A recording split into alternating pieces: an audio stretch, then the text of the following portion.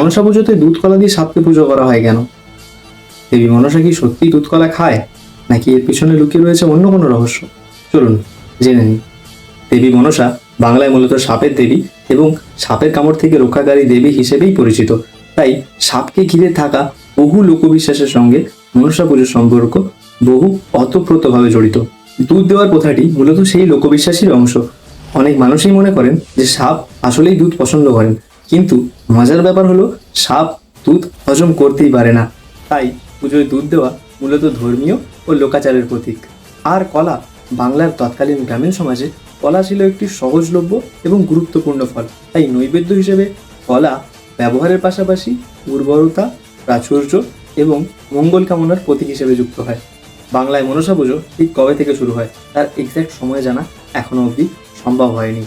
তবে মনসা আরাধনার শিকড় বাংলার প্রাচীন লোকবিশ্বাস ও সাপ উপাসনার মধ্যে রয়েছে। পরে মধ্যযুগে রচিত মনসামঙ্গল কাব্যের মাধ্যমে বাংলার বহু অঞ্চলে, বহু গ্রামে মনসা পুজো জনপ্রিয়তা লাভ করেন। বিশেষ করে 1500 থেকে 17 শতকের মাঝে মনসামঙ্গল কাব্যের বিস্তারের সাথে সাথে মনসা পুজোর জনপ্রিয়তা আরও বাড়তেই থাকে।